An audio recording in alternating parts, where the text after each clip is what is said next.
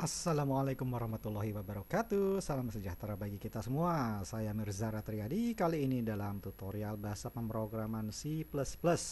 Di kesempatan kali ini kita akan membahas yang namanya exception handling.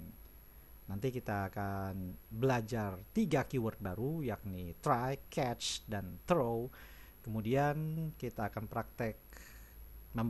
membahas dan praktek mengenai single exception handling dan multiple exception handling.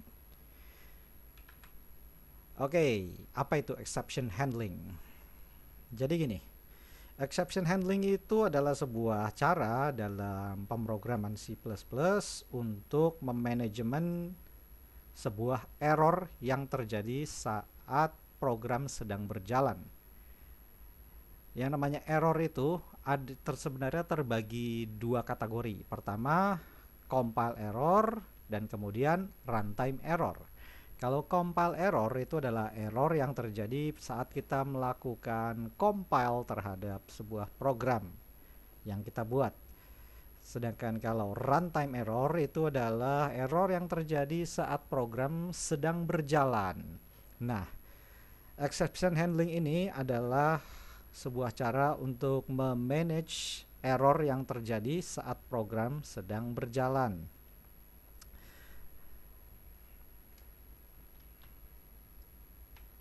Jadi apabila ada error saat program itu sedang berjalan, ya mungkin ada kesalahan input, misalnya yang kita harusnya menginput angka nggak sengaja menginput, malah kita menginput huruf. Nah, itu kan terjadi error gitu. Terus atau hal-hal lain yang sifatnya mengganggu jalannya program, ini biasanya terjadi karena coding yang kurang sesuai atau kurang benar gitulah istilahnya. Tapi ya, itu yang namanya software, di mana-mana itu tidak sempurna, apapun softwarenya. Jadi setiap software itu pasti ada kekurangan dari sisi coding. Nah, kekurangan-kekurangan ini yang akan dihandle melalui exception handling, sehingga kode yang error itu dapat ditangani. Nah, dengan menggunakan exception handling ini, saat terjadi sebuah error, kita bisa menentukan jenis errornya itu apa, kemudian kita juga bisa menentukan pesan error apa yang ditampilkan berdasarkan error yang terjadi. Oke, di dalam exception handling kita akan membahas 3 keyword baru, yakni try, throw, dan catch. Try ini sebuah keyword, sebuah statement yang kita bisa buat dalam sebuah blok kode. Nah, ini untuk mengetes sebuah kode tertentu yang kira-kira bakal terjadi error atau enggak. Nah, kemudian ada keyword throw, ini gunanya untuk melempar kesalahan. Jadi kalau ada sebuah kesalahan terdeteksi, kesalahannya akan dilempar ke dalam bentuk kode tertentu, kemudian kesalahan itu akan di catch alias ditangkap. Setelah ditangkap, kemudian kita tentukan, oh ini errornya karena apa gitu. Jadi kita bisa buat kode error kita sendiri. Mungkin Anda kalau pakai pengguna Microsoft Windows biasanya kan lagi jalan sebuah program, tahu-tahu exception error bla bla bla 0x0 bla bla bla bla error gitu. Kalau di Windows kan begitu tuh. Nah, biasanya kode error itu bakal disubmit ke Microsoft. Kalau komputer Anda terhubung ke internet, Anda bisa submit errornya ke Microsoft. Nanti Microsoft yang akan memperbaiki kekurangan pada Windows gitu. Oke, rumusnya ya ini. Kerangka kode program untuk exception handling itu kira-kira seperti inilah umumnya ya.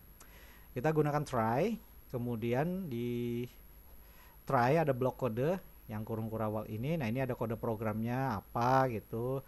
Terus kita gunakan keyword throw untuk throw ini Kemudian ada parameter. Setelah throw ada parameternya apa, misalnya terjadi error, terus errornya dikasih kode. Nah, kemudian kodenya dilempar ke sini ke bagian catch. Jenis kodenya apa? Nah, ini baru penanganannya. Oh, ternyata kodenya nomor 10 misalnya. Kodenya 10, maka pesan errornya adalah ini gitu. Ya, nanti kita praktek ya. Sebentar lagi kita akan praktek seperti apa contohnya. Intinya kita bisa bikin kode error kita sendiri untuk handling masalah pada coding program.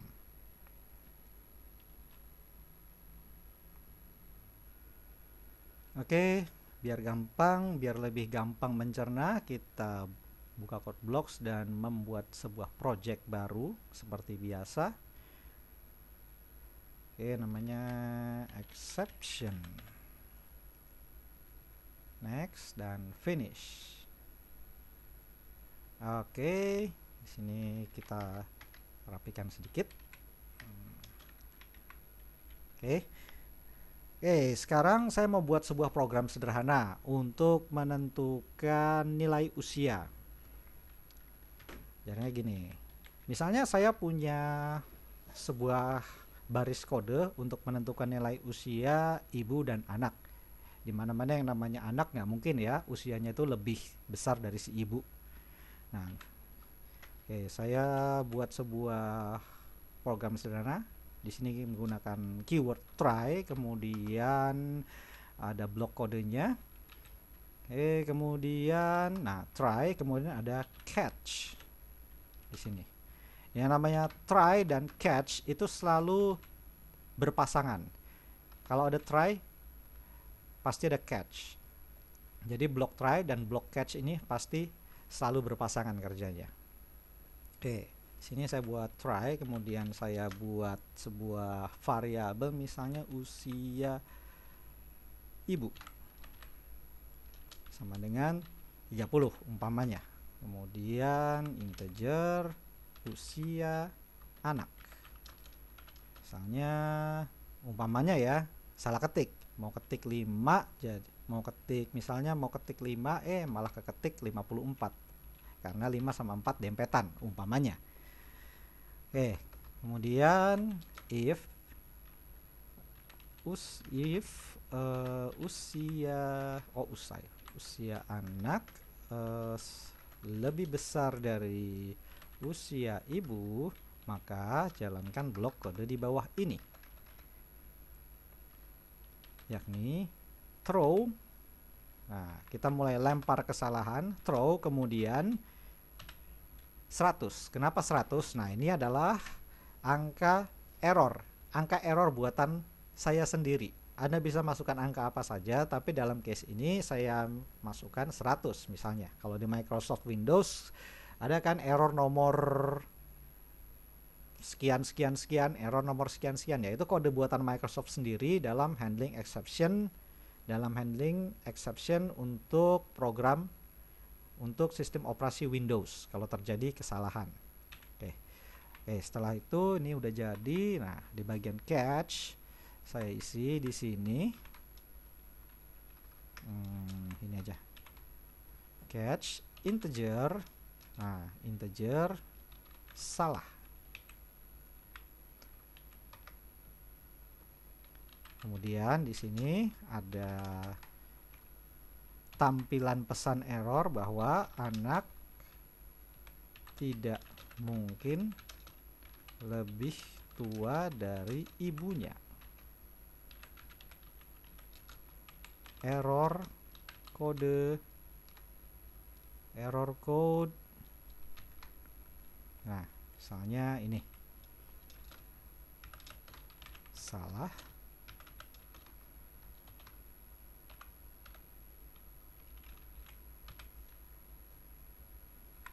Oke, kemudian sini saya tambahkan sebuah garis kode ini.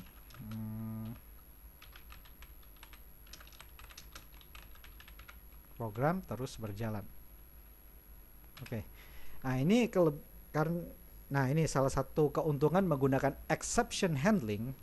Karena exception handling itu adalah sebuah penanganan error program saat program itu sedang berjalan. Jadi jadi kalau kita menggunakan exception handling, maka program yang sedang berjalan itu akan terus dieksekusi, akan terus berjalan sekalipun terjadi error.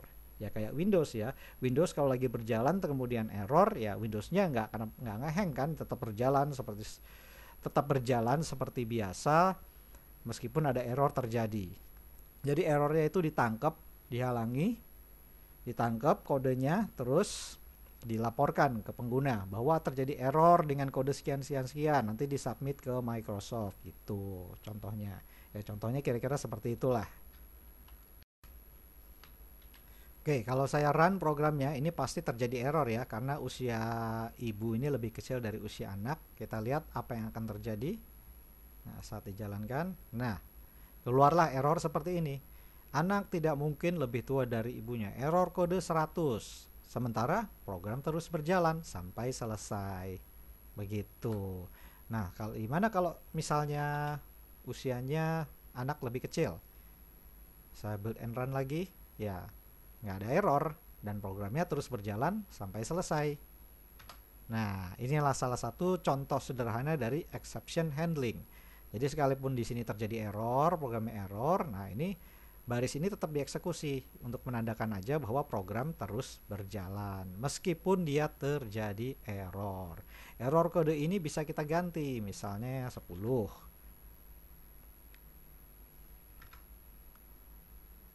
Kemudian terjadi error, anak tidak mungkin lebih dari ibunya, error kodenya jadi 10. Ya, ini error kode yang kita bisa tentukan sendiri. Jadi polanya gini, jadi saat program ini berjalan, dia akan menjalankan blok try. Jadi dia coba menjalankan bahwa usia ibu 30, usia anak 50. Jika usia anak lebih besar dari si ibu, maka throw kode ini, throw nilai 10 ini. Yang namanya throw ini berjalan, dia akan masuk ke dalam catch. Catch kemudian akan ditampung ke dalam, nah ini parameter catch ini, yakni nilai 10 ini akan masuk ke dalam variabel salah yang tipenya integer.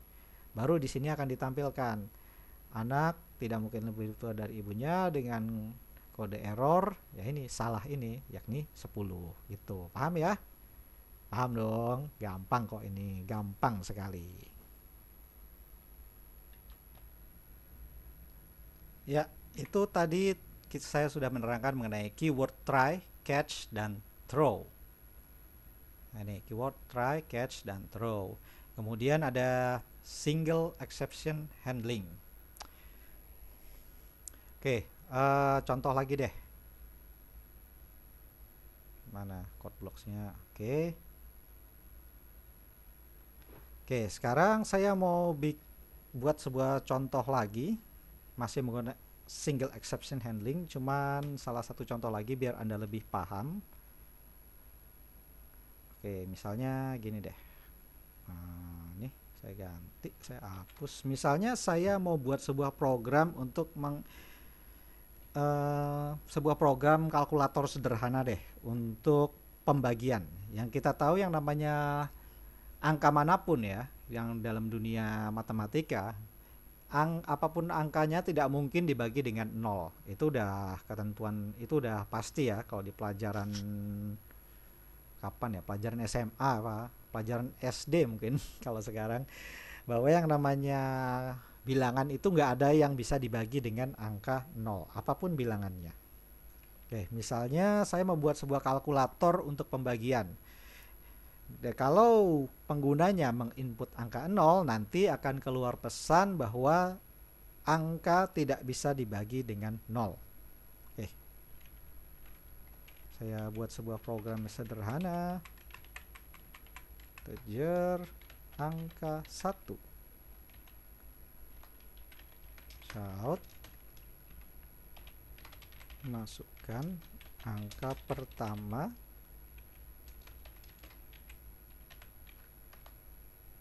kemudian shin angka 1. Kemudian saya copy paste saja. angka 2, masukkan angka kedua. Angkanya angka 2. Variabelnya angka 2. If angka 1 sama dengan 0 atau or angka 2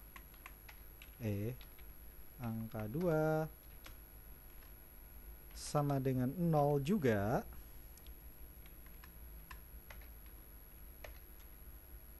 maka throw 10. Jangan 10 deh, throw 0 misalnya.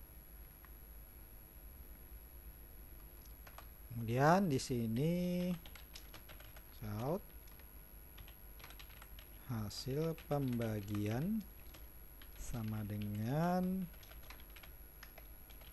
angka 1 dibagi angka 2. Angka 2.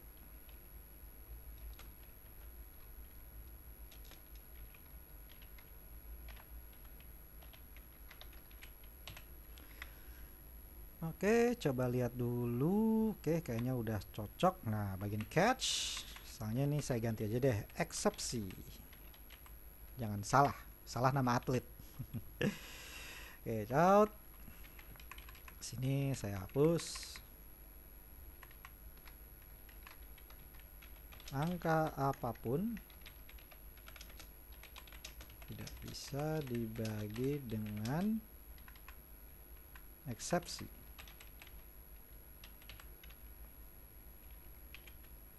Oke, program akan terus berjalan sampai selesai. Oke, di sini saya buat sebuah program sederhana. Kalau build and run, mudah-mudahan tidak ada error. Alhamdulillah, langsung jalan. Masukkan angka pertama. Misalnya saya masukin angka 10. Masukkan angka kedua. Angka kedua 5. Hasil pembagian 2. Oke, programnya terus berjalan sampai selesai. Nggak ada error. Gimana kalau seandainya saya masukin angka 0 di salah satunya? Misalnya angka pertama saya mau masukin 10, tapi satunya nggak kepencet, malah kepencet 0. Terus angka keduanya saya masukin 5. Nah, lihat. Di sini ada peringatan angka apapun tidak bisa dibagi dengan 0. Nah, sedang programnya terus berjalan sampai selesai. Oke, kita bahas sedikit. Ya, ini salah satu contoh lagi mengenai exception. Jadi kita bisa menggunakan if di sini jika angka 1 sama dengan 0 atau angka 2-nya ini sama dengan 0, maka dia akan melempar kode 0. Kode yakni angka 0 yang akan masuk ke eksepsi lalu menampilkan pesan seperti ini, angka apapun tidak bisa dibagi dengan 0, begitu. Coba kita masukin 0 dua-duanya misalnya. Nah, sama, angka apapun tidak bisa dibagi dengan 0. Jadi ibaratnya ini istilahnya apa ya, safety net gitu, atau jaring pengaman. Jadi supaya misalnya kita membuat sebuah kode yang ada kemungkinan bakal terjadi error di blok kode tertentu, maka kita bisa menggunakan metode exception untuk menghandle permasalahan yang terjadi di dalam program saat program itu berjalan. Seperti ini contohnya. Kalau contoh ini kalkulator pembagian, karena yang namanya bilangan apapun nggak mungkin dong dibagi dengan 0, itu udah melawan hukum hukum matematika, hukum perhitungan matematika. Oke, gampang ya? Gampang dong, mudah sekali. Yang penting Anda pahami blok kodenya seperti apa, polanya. Ada try, ada throw, kemudian ada catch. Jadi try ini adalah kode yang akan dievaluasi, blok kode yang akan dievaluasi. Kemudian ada throw untuk menangkap kesalahan yang bakal terjadi dari sebuah blok kode. Kemudian hasilnya akan di catch lewat function catch ini, lewat parameter eksepsi yang saya buat sendiri, yang programmer buat sendiri, kemudian tampilkan pesannya gitu. Gimana? Gampang? Gampang dong. Gampang sekali, sangat mudah. Oke, itu tadi single exception handling ya, salah satu contohnya lagi. Nah, sekarang kita belajar tentang multiple exception handling. Apa itu multiple exception handling? Ya sebenarnya sama aja sih, cuma bedanya kita bisa mengevaluasi kesalahan yang kemungkinan terjadinya lebih dari satu jenis. Contohnya gini. Mana tadi? Code blocks. Oke. Oke, saya mau modif sedikit programnya. Jadi ceritanya kalkulator ini adalah kalkulator khusus angka puluhan saja. Jadi kalau misalnya pengguna memasukkan angka yang di bawah 10 atau di atas 99, jadi kalkulator ini tidak akan memproses. Jadi exception handling ini akan dievaluasi lebih dari satu jenis. Oke, saya modif sedikit dulu ya. Oke, programnya seperti ini. Oke, coba perhatikan lagi di bloknya sini. Nah ini blok try. Blok try sama, blok try agak berbeda, cuma bagian ini sih sama. Cuma di bagian if perhatikan. Jadi di sini pengguna diminta memasukkan angka puluhan. Angka puluhan yang pertama, kemudian angka puluhan yang kedua. Nah, seandainya angkanya itu angka pertama maupun angka kedua ini lebih kecil dari 10, maka dia akan men-throw, nah ini P, ini char, tipenya char. Kalau yang ini 0 udah pasti, yang tadi sama ya, yang udah kita bahas. Kemudian kalau apabila angka 1 maupun angka 2 ini lebih besar dari 99, maka dia akan men-throw sebuah bilangan desimal. Oke, kemudian masing-masing itu ditangkap di sini, di bagian catch. Oke, kita perhatikan di sini. Saya ubah dulu pennya ke sini. Oke, perhatikan. Angka sini, P. Apa baiknya saya jalanin dulu ya? Ya, oke, saya jalanin dulu programnya. Oke, build and run. Oke, masukkan angka puluhan pertama. Kalau saya misalnya masukkan 40, kemudian angka puluhan kedua misalnya 10, hasil pembagian sama dengan 4, jalan. Oke, nah sekarang gimana kalau saya masukkan misalnya apa ya, sini misalnya angkanya di bawah 10, misalnya saya mau masukin misalnya saya mau masukin 20 deh, misalnya masukin 20 tapi angkanya 0 ketiknya. Oke, sedangkan ininya yang di bawah 10, angka apapun tidak bisa dibagi dengan 0. Oke, gampang ya, pasti ini seperti yang contoh sebelumnya. Oke, sekarang gimana kalau saya masukin angka puluhan pertamanya di bawah 10, misalnya saya mau masukin 90 tapi 0 nya nggak kepencet, saya masukin 9. Kemudian angka puluhan kedua saya masukkan 10. Nah, keluar pesan angka tidak boleh di bawah 10. Terus gimana? Misalnya saya masukin angkanya, mau masukin angka 20 tapi 0-nya kebanyakan. Terus angka kedua saya masukin 10. Nah, keluar pesan angka tidak boleh di atas 100. Nah, seperti ini. Jadi, yang terjadi adalah begini. Jadi, saat dia memproses, nah ini ya, kalau yang throw ini masuknya ke sini, eksepsi sini ya, udah pasti ya. Nah, kemudian yang throw P sini, else if angka 1 lebih kecil dari 10 atau angka 2 lebih kecil dari 10, throw P, karakter P ini. Karakter P. Karakter P ini akan masuk ke sini. Catch char C.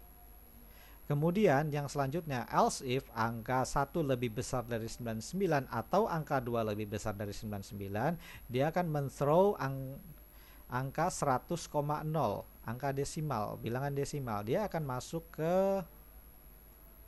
sini. Kenapa saya gunakan sini integer, kemudian char ada double? Ya, karena dalam aturan exception handling itu hanya dilakukan per masing-masing tipe data. Tipe data yang umum yang digunakan biasanya integer, char, sama double. Jadi saya gunakan 3 tipe data ini yang umum untuk mengkategorikan errornya masing-masing apa. Kalau yang 0 ini yang tidak bisa dibagi dengan 0, saya masukkan integer. Sedangkan untuk angka yang lebih kecil dari 10, saya masukkan karakter tipe char, tipe P. P ini bisa diganti dengan apa saja sebenarnya, cuman P ini maksudnya puluhan. Cuman makanya saya ketik P aja, bebas sih Anda mau ketik apa. Cuman bagian char ini dia akan masuk ke bagian sini, catch yang bagian char, tipenya char. Begitu juga yang di sini, dia di bagian yang lebih besar dari 99, maka dia akan men-throw angka desimal 100. Desimal itu tipenya double, maka dia akan masuk ke sini yang double, D artinya desimal.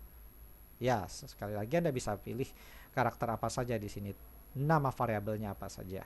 Jadi yang namanya catch, throw, dan try itu sebenarnya fungsi bawaan dari compiler C. Nah, fungsi bawaan yang bisa kita pakai sendiri gitu. Jadi, nah ini contohnya yang disebut dengan multiple exception handling. Jadi kita bisa men-throw kesalahan apapun yang lebih dari 1 dalam case ini. Contohnya dalam kasus ini yakni kesalahan dalam pembagian angka. Di sini kategorinya di sini saya bikin program bahwa kalkulatornya hanya memproses angka puluhan saja. Jadi antara 10 sampai 99. Jadi angka di bawah 10 dan di atas 99 itu tidak akan diterima. Ya, ini kebutuhan dari program yang saya buat. Gitu. Gimana, paham? Jadi sekali lagi programnya terus berjalan sekalipun terjadi error. Jadi intinya yang saya bahas di sini adalah multiple exception handling. Oh ya, codingnya kalau Anda mau screenshot silahkan. Yang bagian ini sebelumnya saya lupa suruh screenshot ya. Oke, nggak apa-apa. Intinya sama sih dengan yang sebelumnya, cuman ada modifikasi aja. Oke, silakan di pause kemudian Anda screenshot. Sudah? Oke, lanjut. Nah, silakan Anda pause kemudian screenshot. Sudah? Oke. Nah, mana tadi slide-nya? Oke. Di kesempatan kali ini kita sudah membahas exception handling. Kita sudah kenal dengan 3 keyword baru yakni try, catch, dan throw. Kemudian kita sudah praktek contoh single exception handling, kemudian praktek tentang multiple exception handling. Sebenarnya pembahasan exception handling ini bisa dibahas lebih lanjut. Kita bisa melakukan exception handling terhadap sebuah objek sebenarnya, tapi saya nggak akan bahas di sini. Mungkin sebaiknya kalau yang penting Anda pahami dulu dasar-dasar exception handlingnya. Anda bisa cari sebenarnya tutorial di internet banyak sekali mengenai exception handling menggunakan class dan objek. Intinya Anda pahami dulu yang ini. Kalau Anda sudah paham dengan class dan objek juga, ya Anda silahkan utak-atik kode sendiri, eksperimen sendiri ya, seperti yang saya selalu pesankan. Banyak-banyak cari referensi, kemudian sering-sering praktek. Jadi Anda bisa lebih paham dalam coding dengan C++. Oke, kali ini dari saya cukup sekian. Mohon maaf apabila ada kekurangan. Semoga penjelasan saya dapat berguna. Oh ya, jangan lupa subscribe kalau berkenan. Sampai jumpa di lain kesempatan dan wassalamualaikum.